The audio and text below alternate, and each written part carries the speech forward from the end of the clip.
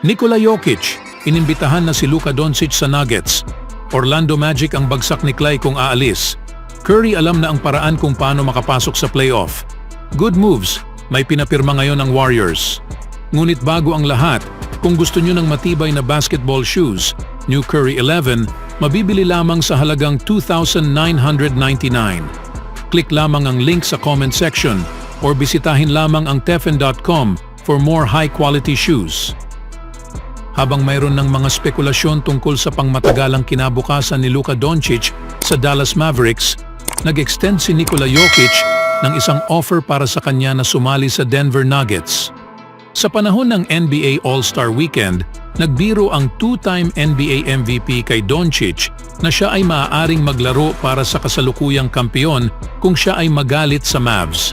Mayroon malapit na pagkakaibigan sina Jokic at Doncic. Sa katunayan, ito ay nasilayan ngayong weekend sa Indianapolis. Kahit na sa pagbibiro ni Jokic, mayroong isang totoong senaryo kung saan maaaring hanapin ni Doncic ang isang paraan upang lumabas sa Dallas.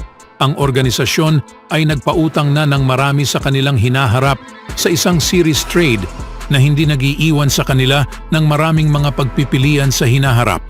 Mula sa sign and trade transaction na nagdala sa kanila kay Williams noong nakaraang off-season, ang Mavericks ay ngayon ay nag-convert sa isang 2027 first-rounder at isang unprotected 2030 first-round swap para kay PJ Washington, ayon kay Faval.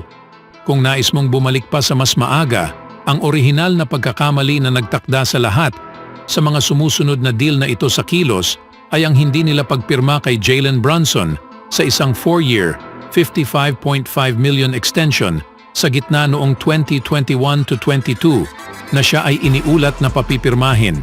Pagkatapos nito, ang Mavs ay nag-trade kay Spencer Dinwiddie, Dorian Finney-Smith at 3 draft pick kabilang ang isang unprotected pick sa 2029 sa Brooklyn Nets para kay Kyrie Irving na nasa huling season sa kanyang kontrata noong February 2023. Si Irving ay pumirma ng 3-year na nagkakahalaga ng $120 million deal upang manatili sa Dallas noong nakaraang summer.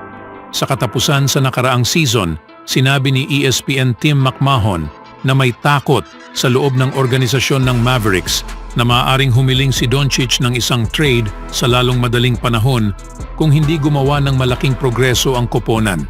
Binanggit din ni McMahon na si Doncic ay publiko at pribadong nagpahayag sa kanyang pagkapuot sa Mavericks noong nakaraang season. Mas maganda ang Dallas ngayong season, bagaman hindi pa rin ito tila isang contender sa titulo.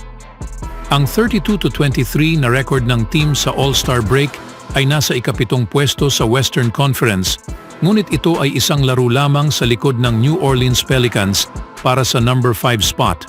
Kung si Doncic ay makikita ang sarili sa isang posisyon kung saan siya ay nais lumabas ng Dallas sa malapit na hinaharap, ang Nuggets ay natitiyak na kakailanganin nila ang isang point guard pagkatapos sa susunod na season. Ang kasalukuyang kontrata ni Jamal Murray ay nakatakda na mag-expire sa katapusan ng 2024-25 campaign. Speaking of paglipat, isa sa pinakamalaking target para sa mga koponan ng NBA ngayong off-season ay si Klay Thompson. Granted, depende ito kung siya ay talagang susubukan ng free agency ngayong off-season, ngunit ang mga koponan ay naghahanda na dahil parang siya ay magte-test.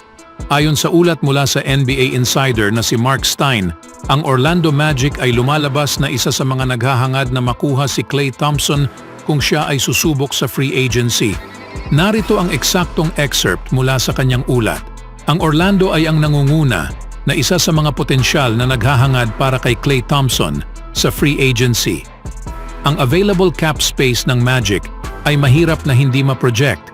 Ang bilang na iyon ay maaaring umabot hanggang $45 million. Ngunit depende ito sa kanilang mga plano sa hinaharap sa mga free agents na sina Markelle Fultz at Gary Harris, pati na rin si Jonathan Isaac na may 17.4 milyong sahod sa susunod na season na hindi garantisado. Kapag tungkol sa off-season ni Klay Thompson, isang bagay na dapat malaman ng bawat tagahanga na ang lahat ay magiging haka-haka hanggang sa ito ay talagang mangyari. Dahil akala ng bawat insider na si Draymond Green ay susubukan ang free agency at marami ang nagpapalagay na siya ay pupunta sa Pistons, ngunit wala sa mga iyon ang kahit na malapit na naging totoo. Ang tatlong malalaking player ng Warriors ay sobrang mahigpit para sa isang rason at sila ay isang bihirang trio na hindi kailanman naghiwalay. Hindi pa malinaw kung ano talaga ang gagawin ni Klay Thompson, ngunit dapat kunin ang lahat ng bagay na may isang butil ng asin hanggang sa siya ay magdesisyon na talagang susubukan ang free agency. Speaking of Golden State, sa paglipas ng NBA All-Star break, ang isipan ng Warriors ay nag-shift na ngayon sa natitirang bahagi ng 2023-24 season. Habang umaasa silang magpatuloy sa pag-akyat sa Western Conference standings at muling itatag ang kanilang sarili bilang tunay na playoff contender.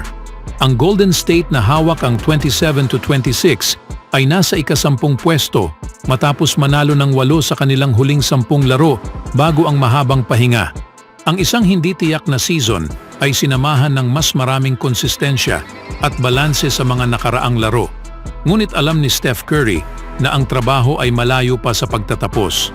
Bagaman may tiwala ang superstar ng Warriors sa team na ito sa kabila sa isang magulong pagpapakita, ipinaliwanag niya kung ano ang dapat gawin ng Golden State upang makapasok sa playoffs ngayong season.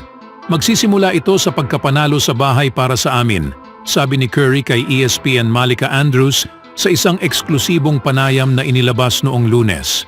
Laging meron kaming malakas na home court advantage. Sa tingin ko ay .500 kami sa bahay ngayon, kaya kung magagawa namin na protektahan ang aming home court, mas lalo naming maiintindihan na mas magiging maganda ang aming laro sa daan at mas magiging maganda ang aming laro laban sa mga top teams. Meron kaming ilang mahirap na fourth quarter stretches na hindi nagtuloy sa aming paraan at iyon ang pagkakaiba sa pagiging 5-6 sa standings kumpara sa 9-10 kung saan kami ngayon.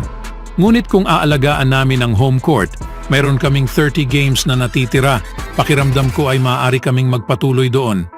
Hanggat kami ay umakyat sa playoffs, kahit paano kami makarating dito, kung iyon ay sa play-in o umakyat sa ika-6 na pwesto, alam namin na mahirap rin kaming kalaban. Alam namin na walang gustong makaharap kami kapag nakarating na kami doon. Kailangan lang namin na makarating sa playoff. Ang top 4 seeds sa West ay ang Minnesota Timberwolves, Oklahoma City Thunder, Los Angeles Clippers at Denver Nuggets ay hiwalay sa 3 laro. Ang Phoenix Suns ay may 33-22, New Orleans Pelicans na may 33-22, Dallas Mavericks na may 32-23, Sacramento Kings may 31-23 at Los Angeles Lakers na may 30-26 ay nasa itaas din ng Warriors.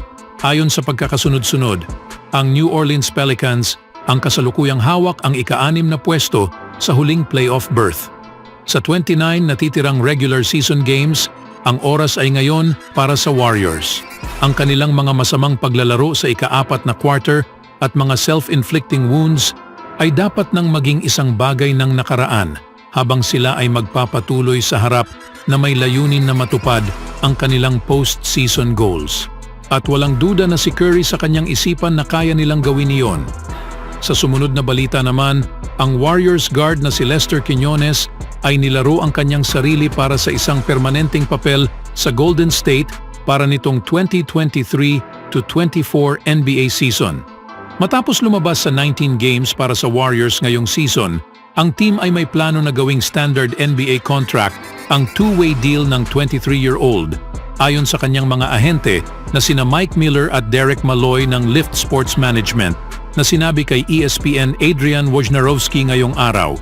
Sa mga 19 game na yon, si Quiñones ay may average na 4.8 points, 2.4 rebounds at 1.3 assists sa 12.9 minutes bawat laro. Ang mga two-way players ay mawawalan sa kanilang eligibility pagkatapos makapaglaro ng 50 games, kaya't malinaw na nagustuhan ng Golden State ang mga pinapakita ni Quiñones para sa kanila sa court ngayong season at nais nilang gantimpalaan siya.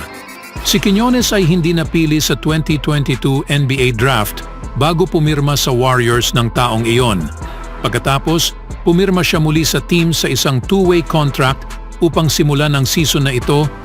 Siya ay magpapatuloy na magsisilbi bilang isang mahalagang piraso mula sa bench para kay Coach Steve Kerr habang ang Golden State ngayon ay naghahanda sa postseason. Always do it on my own, so I gotta get through it. And the only thing I know is to love what I'm doing. Never give up, never slow, till I finally prove it. Never listen to the no's, I just wanna keep moving. Keep my head up when I act, head up, that's a fact. Never looking back, I'ma keep myself on track.